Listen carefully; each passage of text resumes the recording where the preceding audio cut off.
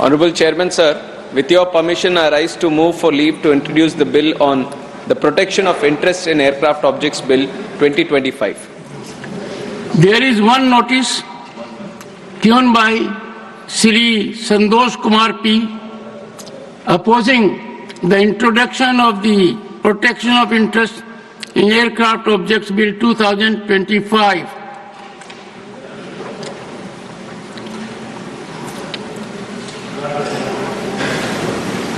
Sir, would you like to say something? Go ahead. Are you on your seat? Pardon? Are you speaking from your seat? Yes, sir. Good. This is only to highlight that members... I always speak from my seat only. Oh, no, I want everyone to know that they can speak only from their seat. Right. So since India is a signatory to the Cape Town Convention, I can understand the importance of the bill, the necessity of the bill. But the point is that this ministry is so enthusiastic in bringing up legislations to adapt to international situations. But what about the passengers? This bill is overwhelmingly focused on the interest of lessors and creditors. The aviation business, airlines, had a huge profit of more than 16,000 crores of rupees during 20 to 23 financial year. And again, they are going to help the creditors and lessors. So this point should be taken into account, and the ministry should come up with something which is beneficial to the passengers. That's it. Hardly a ground to oppose. It speaks of greater participation. I leave it to you. The question is that leave be granted to introduce the bill. Those in favor will please say aye. Aye. Those against will please say no. I think the ayes have it, the ayes have it, the ayes have it. Shri Kinjarapu Ram Mohan Naidu. Honorable Chairman, sir, I rise to move that the bill be introduced. The Union Budget 2025-26. I call upon Shri P. Chidambaram to raise the discussion. Shri P. Chidambaram.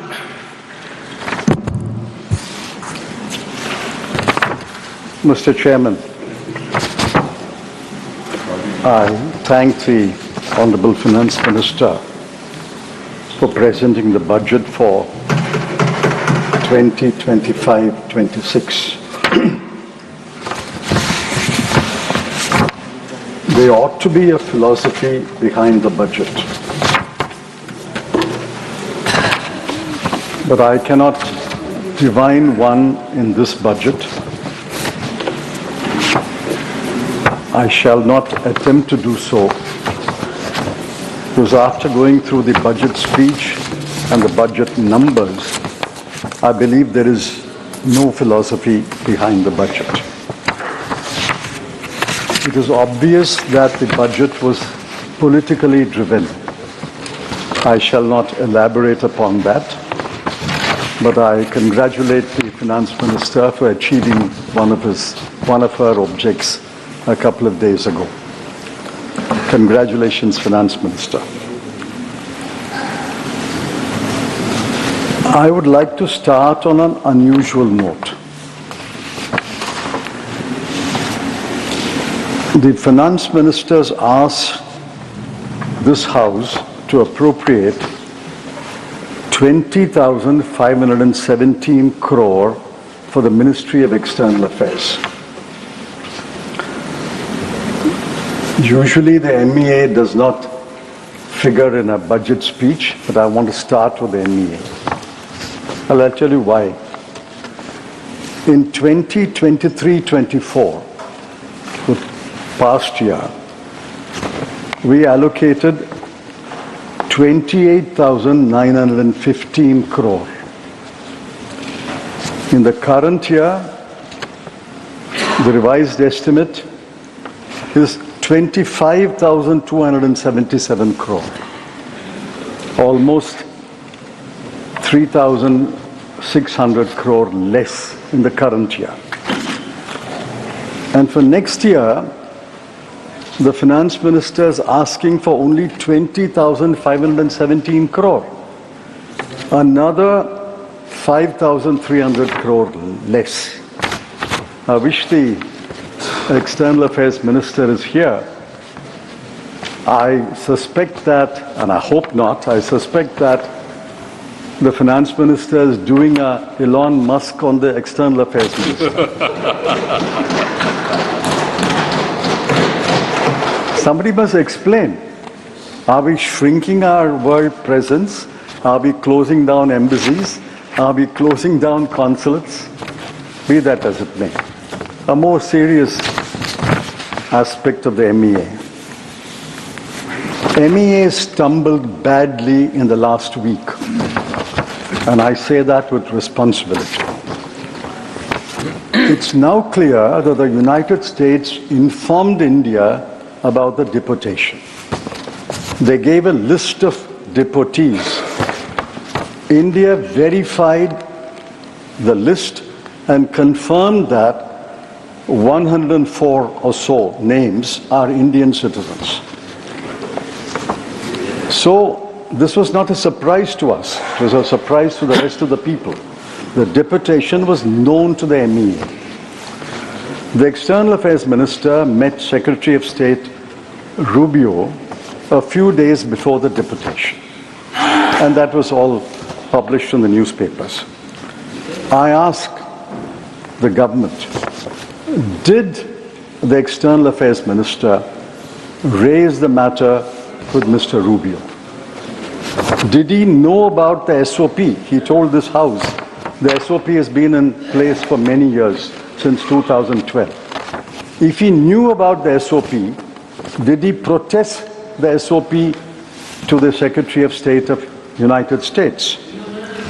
Did he know about the SOP requires them to handcuff, tie the legs with ropes and fast? If he knew about it, did he protest to Mr. Rubio? If he did not protest, why did he not protest? And the most important question, did the External Affairs Minister... Are you yielding? Are you yielding? I'm not yielding. I'm only stating on basis of what he said. He can reply later. Did the External Affairs Minister... He can reply later. Sir, did the External Affairs Minister offer to Mr. Rubio, we will send an aircraft to bring our Indian citizens back? Another serious matter, another list of 483 Indians who have been identified as illegal immigrants. I don't know when the deportation will take place. I ask a specific question. Will the government send an Indian aircraft to bring back the Indian illegal immigrants?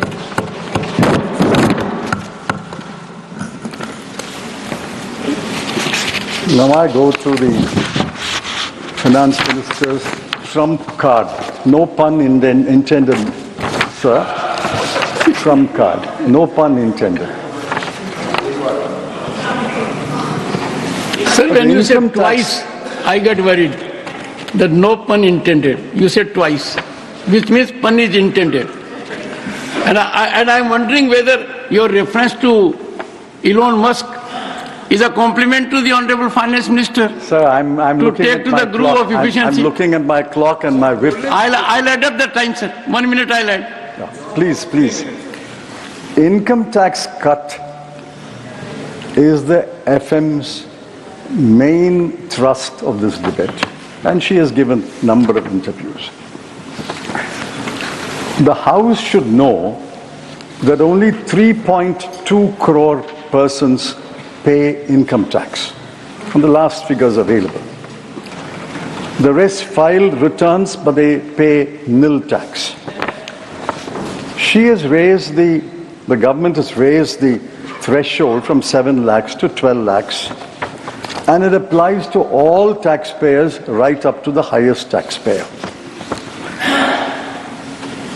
Now, I've looked at the CBDT statistics of taxpayers, the last available statistics.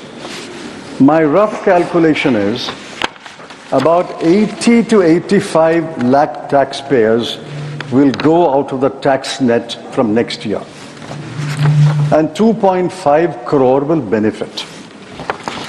But the 2.5 crore includes not only the middle class, which the finance minister passionately championed, it includes 2,27,315 persons who returned a total income of more than 1 crore.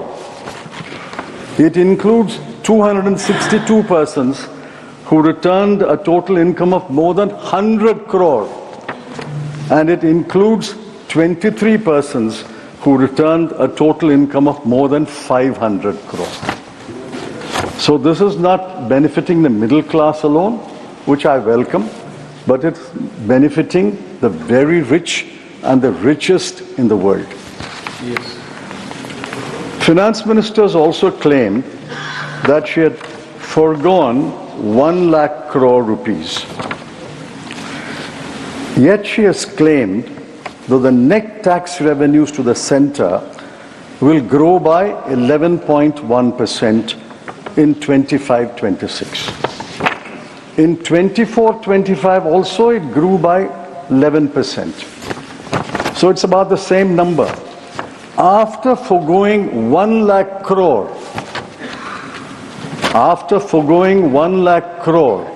in this budget, how does she claim that the net tax revenues to the center will grow by the same 11%? This is pure magic, not mathematics. I will reserve how this magic unfolds, and I will comment on it later. Secondly, the finance minister says this 1 lakh crore will go into consumption, and that consumption will boost the economy. I find initially a lot of cheerleaders accepted that claim, but in the last 2-3 days, even the finance minister's cheerleaders are becoming skeptical about it. I asked the Honorable Finance Minister, will not part of the 1 lakh crore go into savings? SBI chairman has hoped that part of it will come to him and the banking system. Will not part of the 1 lakh crore go into repaying old household debts? Will not part of the 1 lakh crore go into travel abroad? Will it not go for educating children abroad? And will it not go into consuming imported goods? If you deduct all this, how does the Honorable Finance Minister claim that the entire 1 lakh crore will go into consuming domestic goods and services? It's only consumption of domestic goods and services will boost the GDP rate. And besides, what is 1 lakh crore when compared to the size of the GDP? The size of the GDP this year is 324 lakh crore. 1 lakh crore of 324 lakh crore is 0.3. Are you seriously saying, and are you asking this House to believe, that 0.3% will boost the economy? My humble advice to the Finance Minister is, don't rely on only one engine of growth, consumption.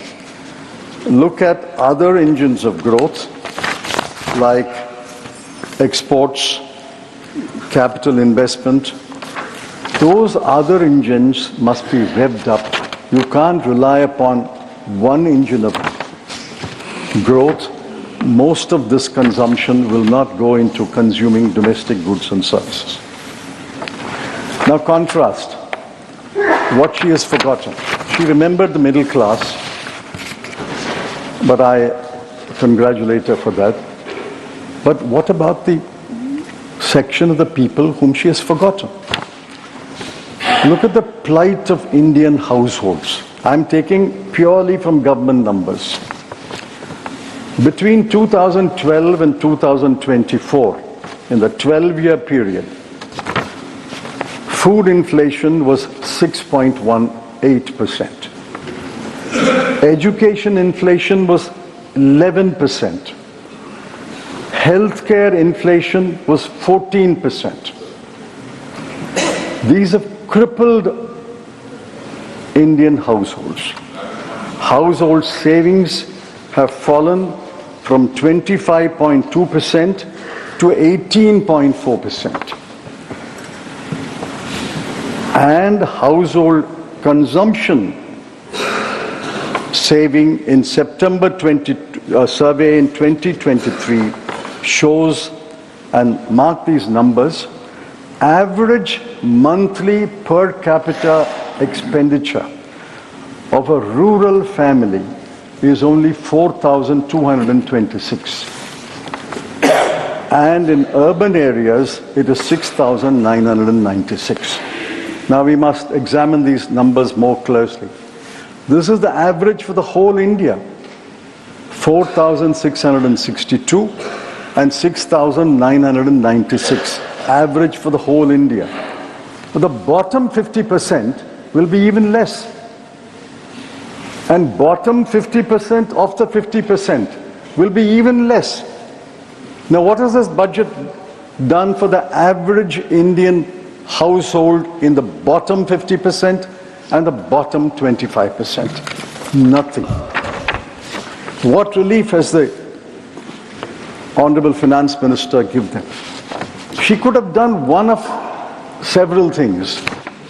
I'm not saying she should have done all the four things that I mentioned. She could have done one of several things. One, instead of cutting income tax, or along with cutting income tax, she should have cut the GST. Everybody pays GST. The richest and the poorest pay in GST. She could have cut GST. She could have cut the tax on petrol and diesel. Everybody indirectly or directly uses petrol and diesel. She could have increased the Maganrega daily wage. She could have increased that rate because the poorest are the ones who are going to Maganrega work. And she could have raised the statutory minimum wage across the board under the Minimum Wages Act. That would have benefited thousands and thousands of labour. She did nothing, but she was focused on income tax and she was focused on the Delhi election.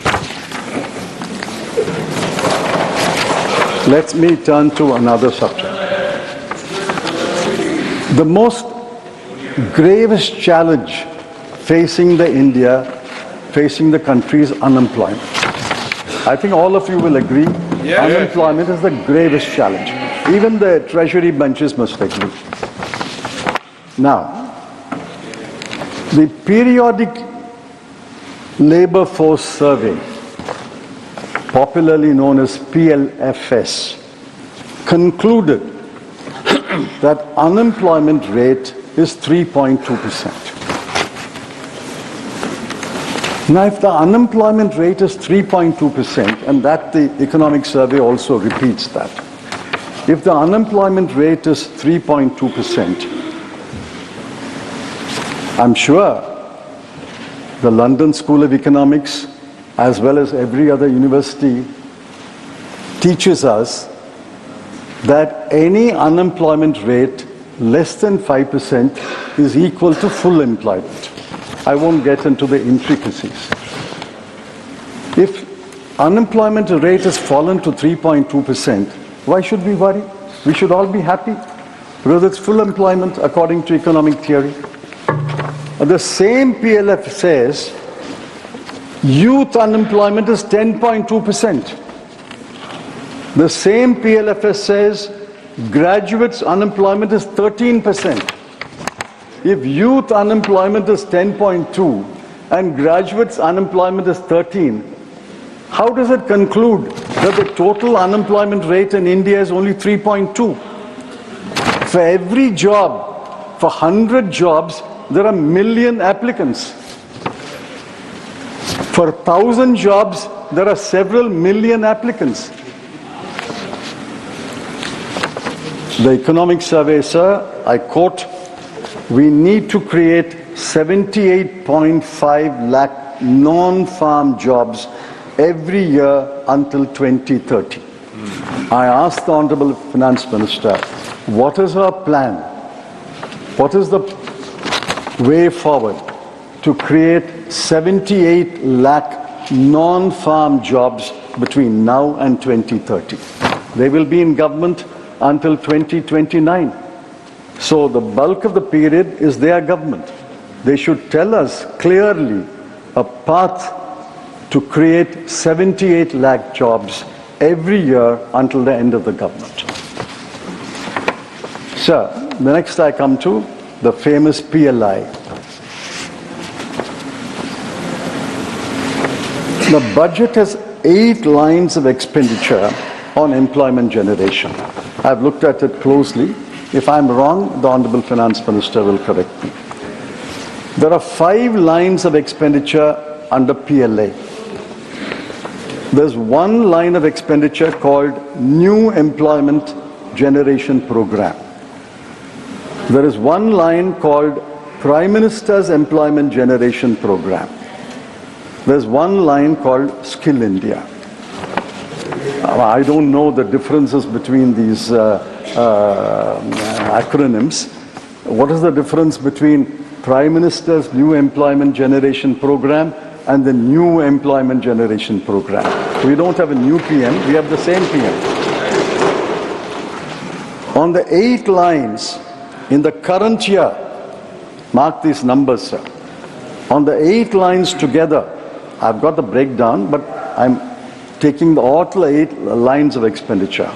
In the current year, the budget allocation when she presented the budget last year was 28,318 crore. This is the gravest challenge. You allocated 28,318 crore. But what will you spend?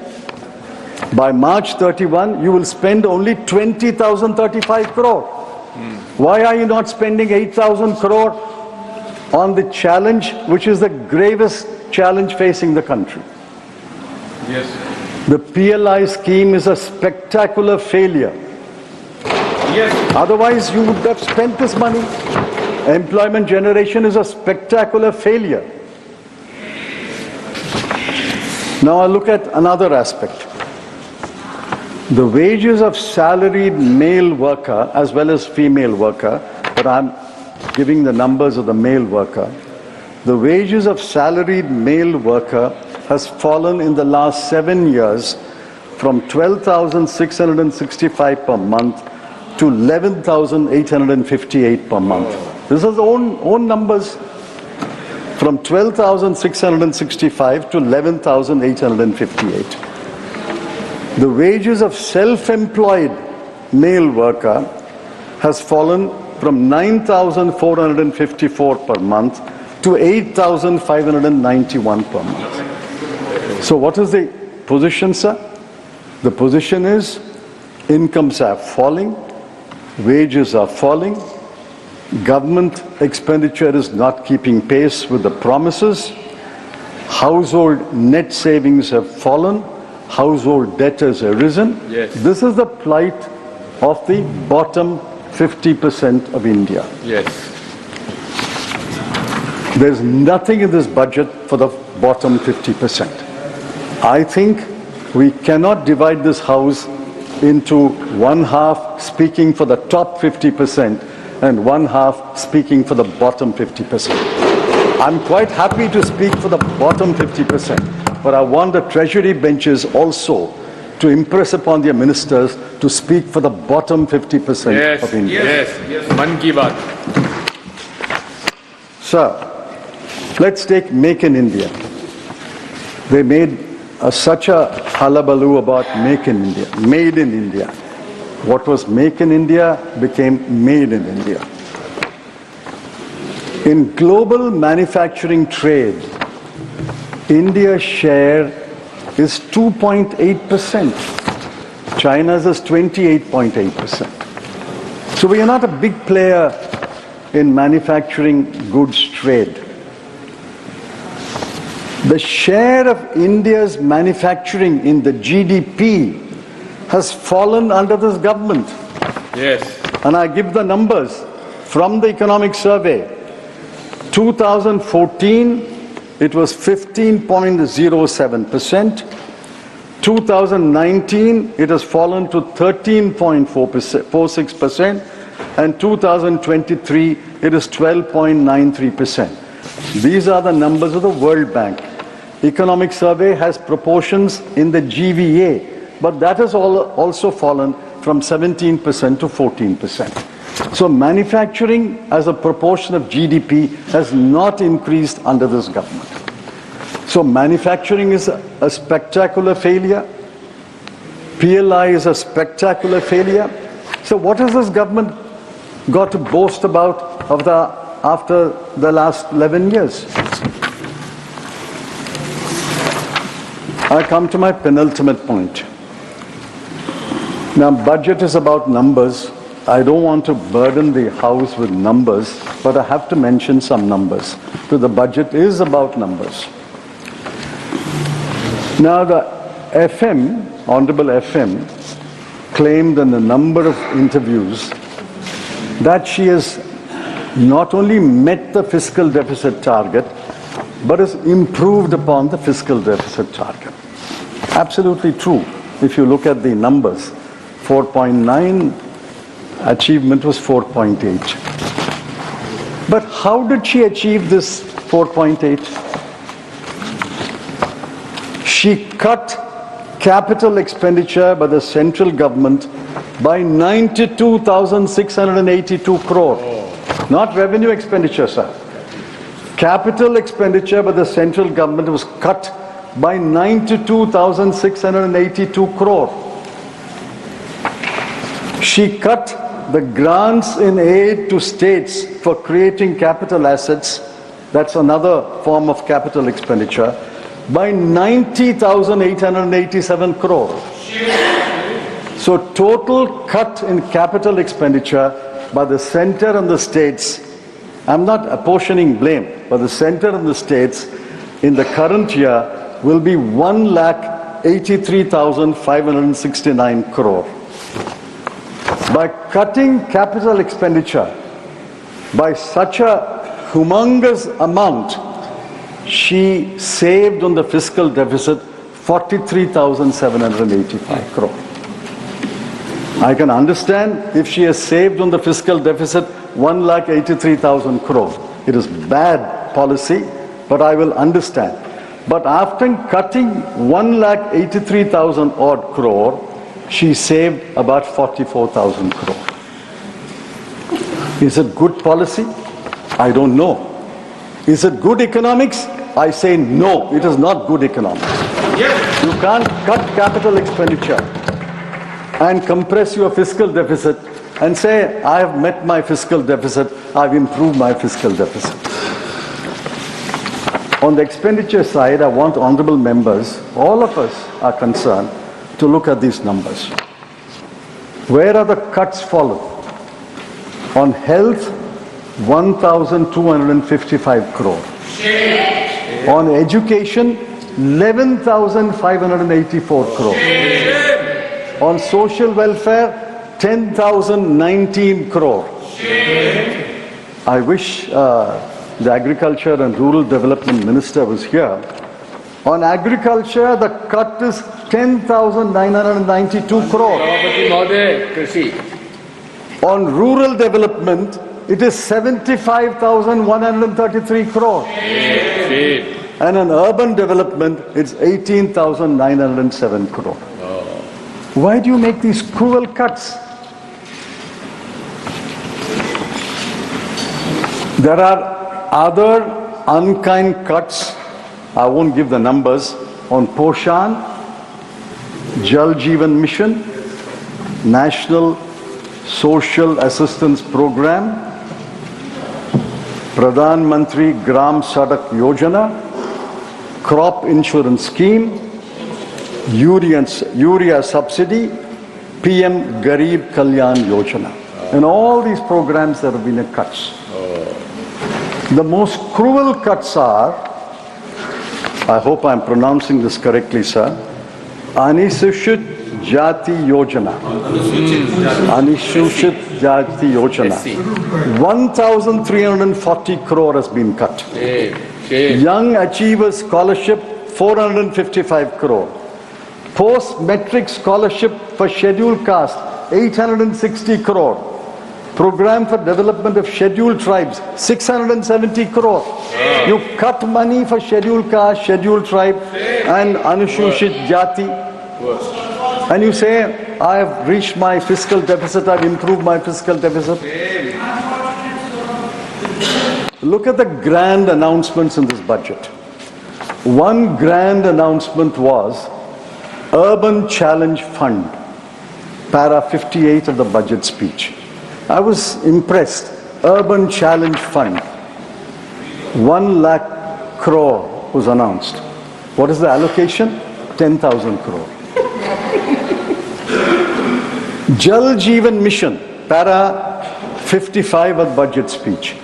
Jal Jeevan Mission says, we have provided water to 80% of the population of India, and we will provide for the remaining 20%. We are therefore extending the scheme. The budget estimate for the current year was 70,163 crore. Actual expenditure is 22,614 crore. I mean, this is pure magic, sir. You don't spend 1/4 or 1/3 of your money and you claim that everybody has been provided water. Now I come to my last point. Sir, you will give me 1 more minute. I would, sir, I would. I'd undertake it. Yeah. Now what did the CEA say?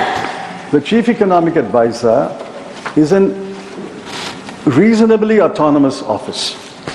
I'm glad the Honorable Finance Minister has given him the freedom to speak his mind and to be frank and forthright. I congratulate the Honorable Finance Minister in the end for that also. What did he say? Get out of the way. Yes. It's all we are saying, get out of the way. In a different context. Deregulate. Deregulation drives growth. Work towards giving to people back their agency and enhancing the economic freedoms of individuals and organizations. What is the response of the Honorable Finance Minister? To get out of the way and to deregulate. Her response is to announce in the budget speech 7 new schemes, 8 new missions and 4 new funds. Now, where will the money come from these schemes and missions and funds? I don't know, because there's no allocation. Sir, in conclusion, I want to say this. Half a minute. Governance is in the present. There is a government, but I'm sorry to say there is little governance. There is no philosophy, therefore no policies. In 1991, we faced a graver situation. There was a man entered this parliament, entered the North Block. Yes. He had an economic philosophy. Yes. He followed it with policies that required wisdom and farsightedness. Dr. Manmohan Singh had them. And I'm urging the Honorable Finance Minister to recapture the wisdom and the farsightedness of Dr. Manmohan Singh. One last question. This is through the Finance Minister to the government. Why have you not conferred a Bharat Ratna on Dr. Manmohan Singh?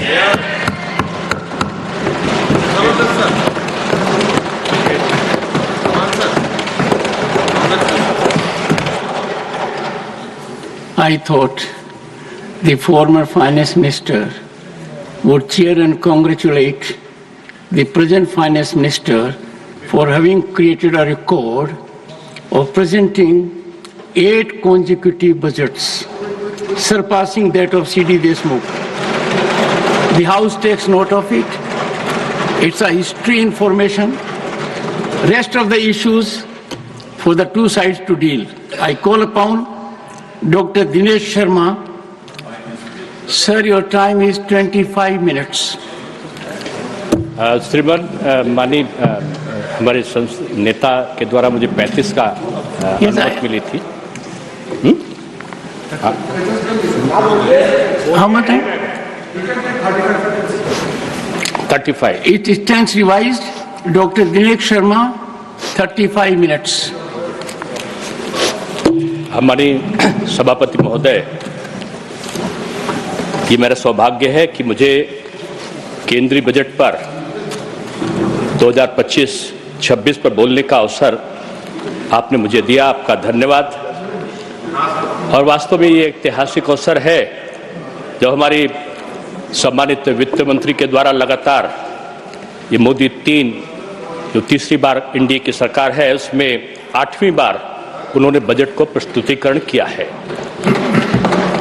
इस पूर्णकालिक केंद्रीय budget की प्रमुख विशेषताओं को मैं सदन के सम्मुख रखना चाहता हूं।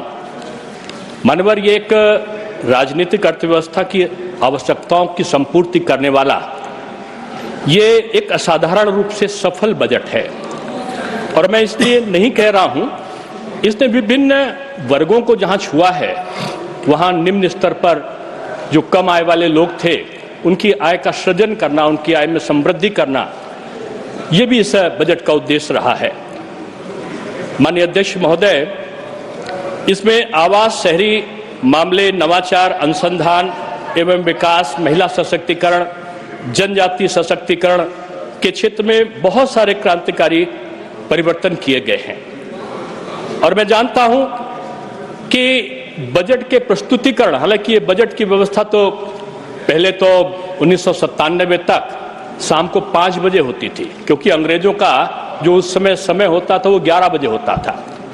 अब इसकी प्रस्तुति दिन में होती है, यानी भारतीय व्यवस्था के अनुसार जो इसका प्रतिपादन होता है। मैं माननीय जो वित्त मंत्री जी हैं उनको वित्तीय अनुशासन को बनाए रखने के लिए बधाई देता हूं। और बधाई इसलिए भी देता हूं कि जो हमारी लक्ष्य है 5वीं अर्थव्यवस्था की तरफ बढ़ना, निश्चित रूप में जिस प्रकार से राजकोषीय घाटे को कम किया गया है, जिस प्रकार से हमारी जो विकास की दर है वो स्थिर रूप में लगातार बढ़ रही है, हम 2026 तक चौथी अर्थव्यवस्था के रूप में पूरे विश्व के पटल पर आएंगे। और हमारा ये कहना है कि जो $5 ट्रिलियन की इकोनॉमी की तरफ जो हमारे इस बजट में तमाम प्रावधान किए गए हैं, निश्चित रूप में ये 2047 में विकसित भारत की परिकल्पना का एक रोड मैप के रूप में ये प्रस्तुत हुआ है। और ये सही है कि ये अंतर्राष्ट्रीय मुद्रा कोष के द्वारा भी इसकी प्रशंसा की गई है और उन्होंने भारतीय अर्थव्यवस्था को वैश्विक मंदी के बीच एक उज्जवल स्थान दिया है और इसे विकास का केंद्र बनाया है। और जो हमारी मजबूत नीतियों और दूरदर्शी सोच के कारण ही संभव हो पाया है। मानवर मैं जानता हूं, अभी हालांकि हमारे पूर्व वित्त मंत्री महोदय समोता चले गए हैं, उन्होंने बड़ी अच्छी तरीके से विश्लेषण किया है।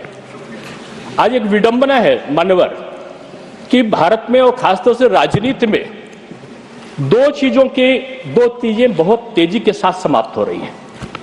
एक है व्यक्ति का भरोसा और दूसरा है कांग्रेस पार्टी। ये दोनों बहुत तेजी से समाप्ति की तरफ बढ़ रहे हैं। मैंने इसको ऐसे नहीं कहा, जिन नीतियों के कारण उन्होंने अभी तक जिन बजट का वो विश्लेषण कर रहे थे, कभी गरीब को नहीं छुआ, कभी मध्यम वर्ग को नहीं छुआ। मैंने तो तमाम विपक्षी नेताओं के बयान उस समय पढ़े थे जब वो कह रहे थे कि जो मध्यम वर्ग के लिए आप जो 7 लाख की जो सीमा है उसको 10 लाख तक करिए। प्रधानमंत्री जी ने के मार्गदर्शन पे हमारी वित्त मंत्री जी ने उसको 12% तक का कर दिया, 12 लाख तक का कर दिया। जो 7 लाख करना था उसको 12 लाख तक की छूट दे दिया।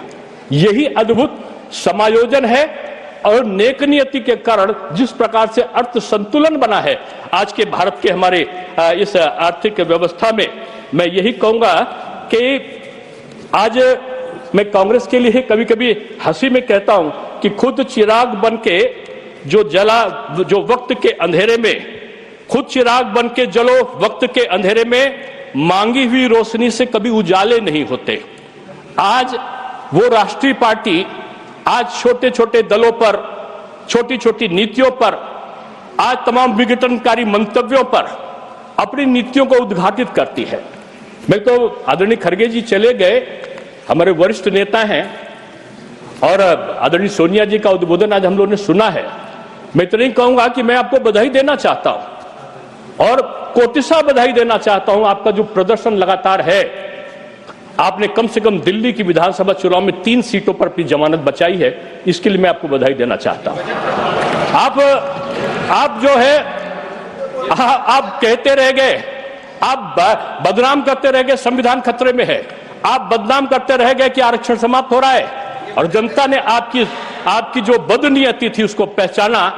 हरियाणा आया, महाराष्ट्र आया, दिल्ली आया, और आगे की तैयारी प्रारंभ है। और इसलिए मैं आप सबसे कहना चाहता हूं कि आज जो हमारे मित्र हैं उनसे मैं कहूंगा कि आपकी समस्या के 2 कारण हैं। एक कारण तो यह है कि बिना सोचे कार्य करना, जो मन में आया कर डाला, और दूसरा है बिना कार्य किए सोचते रहना। आपने जो किया नहीं उसके लिए भी आप सोचते रहते हो। आदरणीय चिदंबरम साहब ने भी अपने उद्बोधन में कहा कि मनमोहन सिंह जी को भारत रत्न देना चाहिए। आपने क्या दिया उनको? अगर 80 के दशक की बात की जाए, जब वो एक पद पर थे, संवैधानिक पद पे थे, वित्त मंत्री नहीं थे, योजना आयोग के संभवतः उपाध्यक्ष थे, उन्होंने यही जो बजट के बारे में वो कह रहे थे कि ग्रामीण में आपने क्या किया, ग्रामीण में ही तो ग्रामीण अर्थव्यवस्था के उन्नयन के लिए माननीय प्रधानमंत्री जी के मार्गदर्शन पे जो सीतारमण जी ने किया भूतपूर्व है। और मैं इसलिए कह रहा हूं कि उस समय यही बात मनमोहन सिंह जी ने कही थी। आदरणीय राजीव गांधी जी प्रधानमंत्री हुआ करते थे, और उन्होंने उस समय क्या कहा था, मनमोहन सिंह जी का अपमान करते हुए कि जोकरों का समूह है। उस समय मनमोहन सिंह जी जोकरों का समूह दिखाई पड़े थे। जब उनका विधेयक को एक बड़े नेता कांग्रेस के फाड़ रहे थे और वो यूजलेस दिख रहे थे, आदरणीय प्रधानमंत्री जी, कौन नेता तो आप जानते ही हैं, जो जाड़े में भी गर्मी का एहसास करते हैं। मैं यही कह सकता हूं कि आज बदले हुए समय में जब सरकार काम कर रही है, तो सरकार के काम के समय आज उनको ये कहा जाता है कि आपने ये वादा पूरा नहीं किया, वो नहीं किया। अगर वादा नहीं पूरा किया तुम सत्ता में कैसे आए, कैसे हमने जीता? मैं तो कहूंगा कि हर वादा दिल से निभाते हैं हम, तभी तो जनता के मन में भाते हैं हम लगातार जीत रहे हैं, अब लगातार हार रहे हैं। और आज इसका अगर विश्लेषण किया जाए तो जहां हमने वित्तीय अनुशासन को बनाया है, वहीं जो FRBM है, जो बजट प्रबंधन अधिनियम है, उसके द्वारा जो निर्धारित लक्ष्यों के प्राप्ति के लिए जो राजकोषीय घाटे को लगातार कम करने का जो संकल्प हमने लिया था, वो आज हमारी सरकार ने बखूबी इसको प्रस्तुत किया है। अगर आप बजट का अवलोकन करें, उसका विश्लेषण करें, तो अद्भुत चीज दिखाई पड़ती है कि जो वर्ष 2023 का जो फाइनेंशियल ईयर था, उसमें हमारा राजकोषीय घाटा था 4%। जो वर्ष 2025 का था हमारा फाइनेंशियल ईयर, जो रिवाइज एस्टिमेट हुआ, वो था 1.9%। और जो फाइनेंशियल ईयर 2026 है, बजट का जो एस्टिमेट है, वो आएगा 1.5%। यही एक अर्थ प्रबंधन की कुशलता का मापन यंत्र है। और मैं उनसे कहना चाहता हूं कि आज जिस प्रकार से जो हमारी ये व्यवस्थाएं, अगर यही रुझान जारी रहा तो 2030 में आज आपसे कहना चाहता हूं कि 2030 तक हमें राजस्व अधिशेष, जिसको आप बोलते हो रेवेन्यू सरप्लस की तरफ हम लोग तेजी के साथ बढ़ जाएंगे, बल्कि हम उसको प्राप्त करेंगे। आप कह सकते हो कि एक बार और प्राप्त किया गया 1981 में, लेकिन उसके बाद आपने क्यों नहीं प्राप्त किया? क्यों भारत को सोना बेचना पड़ा? क्यों भारत एक डेफिसिट फाइनेंसिंग की तरफ बढ़ता गया? आपकी नीतियों ने भारत को कमजोर बनाया और पराधीन बनाया। और वही कारण था कि आपने सड़ा हुआ लाल रंग का गेहूं आप अमेरिका से मंगाते थे, यहां पर राशन कार्ड लेके लोग लाइन लगाते थे, लाठी चार्ज होता था और बामुश्किल से वो थोड़ा सा राशन मिलता। आज यही आर्थिक नीतियों के कारण आज कुछ प्रदेशों में तो 10 किलो राशन मुफ्त मिल रहा है, कहीं 5 किलो राशन मुफ्त मिल रहा है। यही अर्थ प्रबंधन का एक सारांश है जिसको समझने की जरूरत थी। और मैं ये कहना चाहता हूं कि आज आज माननीय जो हमारे वित्त मंत्री महोदय हैं उनको मैं धन्यवाद देता हूं। हालांकि आदरणीय खड़गे साहब बड़े सम्मान से उनको कई बार, मैं तो ये नहीं मानता कि भूल से कहा उन्होंने माता जी कह के शब्दों का प्रयोग करते हैं। हो सकता आदर मन में भाव रहा हो, लेकिन मां क्या है? मां तो वो है जो घर में सभी बच्चों का ख्याल रखती है, जो कमजोर है उसकी भी संपूर्ति करती है इच्छाओं की, जो सबल है उसको भी प्यार करती है और पूरे परिवार का संचालन मां करती है। और आज अगर इस बजट को देखें तो आदरणीय वित्त मंत्री महोदया ने जहां ग्रामीण अर्थव्यवस्था के उन्नयन के लिए काम किया है, वहीं शहरी इंफ्रास्ट्रक्चर को भी किया है, तो वहीं पर बच्चों की शिक्षा के लिए और शिक्षा के क्षेत्र में क्रांतिकारी परिवर्तन के लिए बजट का अवलोकन है। तो आईआईटी और आईआईएम के लिए भी यहाँ कुछ न कुछ प्रावधान इसमें दिए गए हैं। मैं आपसे कहना चाहता हूं कि भारत का, जो लोग कहते हैं कि भारत में कि जो मूल अवस्था है, एक उसकी प्रगति का जो जड़ है, वो प्रगति का जड़ निश्चित रूप में वहां का जो मध्यम वर्ग है वो है। और पिछली सरकारों ने क्यों नहीं मध्यम वर्ग के उस पर ध्यान दिया? आज इस बजट का जो मूल तत्व समाहित है, मैं समझता हूं उसने आज तक के इसके पहले कभी भी किसी ने इसके बारे में नहीं सोचा कि हम मध्यम श्रेणी को जितनी इनकम नहीं होती उससे ज्यादा, कभी कभी वो 30% तक का उनको अपनी आय में देना पड़ता था, उसके बारे में नहीं सोचा था।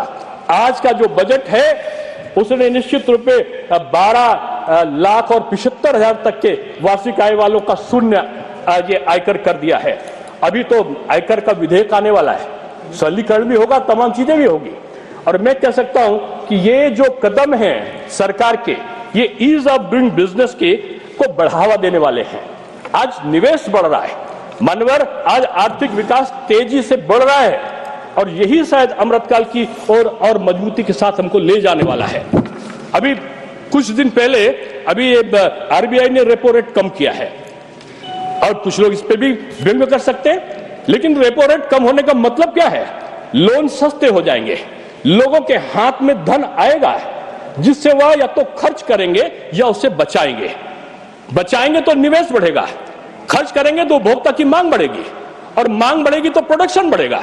सारा चेन एक साथ जो चल रहा है, मैं समझता हूं कि यही भारत का असली अर्थशास्त्र है जिसका प्रस्तुतिकरण होना चाहिए था। आजादी के बाद में वो करने में कांग्रेस की सरकार असफल रही। मैं इस बारे में भी कहना चाहता हूं कि भारत में तमाम चीजें हमारे सामने आई। हमारा जो विकास दर है, अगर हम देखें तो 25-26 में 6.4 तक इसका वास्तविक विकास दर का अनुमान है। पूंजीगत व्यय को 8.2% तक की बढ़ाने का जो अनुमान है, वो भी मैं समझता हूं कि हमारे अर्थव्यवस्था का एक पहलू बनकर सामने आता है कि जो हमारे देश को उन्नति की ओर ले जाएगा। मानवर हर क्षेत्र में काम हुआ है। अभी आवास के बारे में टिप्पणी हो रही थी। आवास, प्रधानमंत्री जी ने तो महिलाओं के नाम पर आवास का आवंटन किया है। यहां पर अगर देखें तो जो हमारी आयुष्मान भारत की जो स्कीम है, उसमें तमाम लोगों का घर परिवार सुखी हुआ है। अगर अपना मकान होगा तो एक महिला स्वस्थ वातावरण में रहेगी, स्वस्थ वातावरण में बच्चे का पालन होगा और वो स्वस्थ मानसिकता अपने अन्य कार्यों के उन्नयन के लिए अपना योगदान दे सकती है। इसलिए मैं कहूंगा कि हमारे जो माननीय मंत्री हैं आवास और शहरी मामलों पे, उन्होंने एक अच्छी पहल की है। और जो मोदी सरकार, जो तीसरी एनडीए की तीसरी बार बनी सरकार है, उसने सबके लिए घर का जो लक्ष्य रखा है, पूरे देश भर में 3 करोड़ और परिवारों को पक्का घर मिलने वाला है। और यही नहीं मान्यवर, इसके लिए योजना के लिए 5,36,000 करोड़ का बजट का प्रावधान रखा गया है। मोदी जी तो कहते हैं वही गारंटी है, मोदी जी जो कहते हैं वही करते हैं। लोग तो कहते हैं कुछ काम के लिए मोदी जी आपको दिल्ली के लिए अगला जन्म लेना पड़ेगा। नहीं, मोदी जी इसी जन्म में जो बड़ा सा बड़ा काम है वो करने की कुवत रखते हैं। इसलिए ये जो, मैं तो कभी कभी अभी वहां पर वो साथी मौजूद नहीं है, आपदा समाप्त हुई है, लेकिन आपदा से संलग्न मैं समझता हूं कि दिल्ली आज खुशहाली मना रहा है।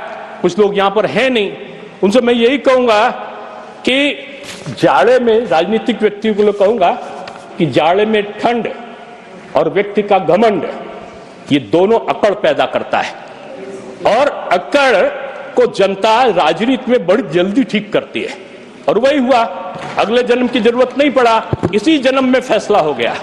इसलिए मैं कहना चाहता हूं कि मान्यवर, इस बजट से घबराहट पैदा हुई है कुछ लोगों के मन और मस्तिष्क में, और वही के एक राज्य के मेरा मुझसे गलत निकल गया, भूतपूर्व मंत्री, हालांकि भूत भी गलत नहीं है मान्यवर, भूत का विशेषता है कि वो चक्कर काटता रहता है चारों तरफ। भूतपूर्व जो मुख्यमंत्री रहे, उन्होंने मान्यवर कहा था ये बात को कि जो बजट है वो गरीबों के लिए, मध्यम श्रेणी के लिए होना चाहिए, और प्रधानमंत्री जी के नेतृत्व में मध्यम श्रेणी के लिए जिसने सोचा नहीं था वो हो गया। उन्होंने 10 लाख की आय सीमा कही थी, यहां 12 लाख हो गया। यहां रेपो रेट कम हो रहा है। यहां पर अगर आप देखें तो 8वां वेतन आयोग का गठन हो गया। यहां पर अगर आप देखें तो गरीब और जो दलित महिलाएं थी उनके लिए किसी ने सोचा ही नहीं था। एसटी के लिए 2 करोड़ रुपए तक का टर्म लोन की व्यवस्था हुई है। इसमें कौन सा वर्ग ऐसा है जो अछूता रहा हो? नहीं रहा कोई। लेकिन मान्यवर, ये जो अमृत काल की तरफ हम मजबूती से आगे बढ़ रहे हैं, ये शायद इसलिए भी संभव हुआ कि हमने जो रोटी कपड़ा और मकान, दीनदयाल जी तो कहते थे कि भूल गए रास रंग भूल गए छकड़ी, 3 चीज याद रही नून तेल लकड़ी। अब नून तेल लकड़ी की जिम्मेदारी भी उनके अनुयायी, उनको मानने वाले, उनके जिसको कहना चाहिए एक शिष्यवत भाव रखने वाले प्रधानमंत्री जी सब कुछ पूरा कर रहे हैं। अब अगर जरूरत है तो दवा सरकार करेगी, बच्चे का विवाह है चिंता सरकार करेगी, शिक्षा है उसके मुफ्त शिक्षा हमारी सरकार करेगी, आज रोजगार है तो मुद्रा लोन की बड़ी भी राशि सरकार देगी। हर चीज की चिंता करने वाली ये चिंतनशील सरकार है मानवर। इसीलिए मैं कहता हूं, चिंता जो करे, चिंता करता है तो निश्चित रूप में वो पराभव का भाव लेता है। और जो चिंता करने वाले लोग थे वो आलोचना करते थे, कटाक्ष करते थे, व्यंग करते थे। इन सब के बीच में एक दूरदर्शी न केवल बजट आया, बल्कि बजट ने तो जो 2025 तक 40,000 और घर पूरे करने का जो संकल्प लिया है, 50,000 घर तो अभी उन्होंने एक योजना के अंतर्गत, जिसको हम बोलते हैं special window for affordable and mid income housing scheme, उस योजना में 50,000 मकान दे दिए। 2025 तक हम 40,000 मकान और देने वाले हैं। क्या चाहिए आपको? मैं समझता हूं कि अगर मैं तो वैसे कोई कवि नहीं हूं, काव्य का रचनाकार नहीं, श्रोता हूं, श्रवण करता हूं, और श्रवण करता है मुझे कुछ बातें याद आती। एक छत तो हर सिर का अधिकार है, एक छत तो हर सिर का अधिकार है, भारत के घरों में पलता विकास का आधार है। दीवारें नहीं, ये हर बच्चे की मुस्कान है, हर घर में बसता भारत का सम्मान है। और ये जो भारत का सम्मान है, इस सम्मान के उन्नयन के लिए हमारी सरकार ने काम किया है। और मान्यवर, मैं यही कह सकता हूं कि आज चारों तरफ जो हमारे गरीबों के लिए कार्य किए जा रहे हैं, उसमें मैं यही कहूंगा कि जो अज्ञात को खोजने का साहस रखते हैं, वही विकास की नई दिशा भी गढ़ते हैं। आज तमाम जगह पर जो नहीं हो रहा था उसको भी खोज के सरकार ने पूरा किया है। अभी 3 दिन पहले तो मैं सुभाष चंद्र बोस जी के ड्राइवर कमरुद्दीन साहब का एक चित्र देख रहा था उस पे समाचार पत्रों में। कमरुद्दीन साहब सुभाष चंद्र बोस जी के ड्राइवर रहा करते थे, और वो एक बेदहाली के वातावरण में अपना जीवन यापन कर रहे थे। प्रधानमंत्री जी ने खोजा, और न केवल खोजा, उनकी सारी आवश्यकताओं को पूरा करने का वो किया, और प्रधानमंत्री चरण छूते हुए कमरुद्दीन जी के दिखाई पड़े। यही भारत है जो वाल्मीकियों के कुंभ मेले में सफाई कर्मियों का पैर धोता हुआ जहां देश का प्रधानमंत्री दिखाई पड़े, यही भारत का प्रतीक है। और माननीय, यही जो विडंबना है विपक्ष के लिए, ये दर्दनाक बनती हुई जा रही है। और वो तरह तरह की बातें, जहां पर जो भारत की जो प्रतीक है, भारत की जो सभ्यता है, जो भारत का एक जो सनातन है, उस पर कभी कभी आघात भी करते हैं और बाद में कभी कभी डुबकी भी लगाते हैं। हमारे उत्तर प्रदेश में तो इतना निर्मल पानी था कुंभ में, यह अलग बात है। हमारे राष्ट्रपति जी ने भी दुख व्यक्त किया कि एक अप्रिय घटना घटी, नहीं घटनी चाहिए थी, सबको दुख हुआ। लेकिन जिस तरह व्यवस्था है आज कि एक जमाने में 4 करोड़ आ रहे थे, तो क्या कारण है कि 2025 में आज 40 करोड़ का आंकड़ा पार कर चुका है, लोग आ रहे। क्यों? क्योंकि व्यवस्था भी अच्छी है और लोगों का जो जाति पाति अलग करो, काटो डांटो बांटो अलग करो, राज करो का जो अभियान था वो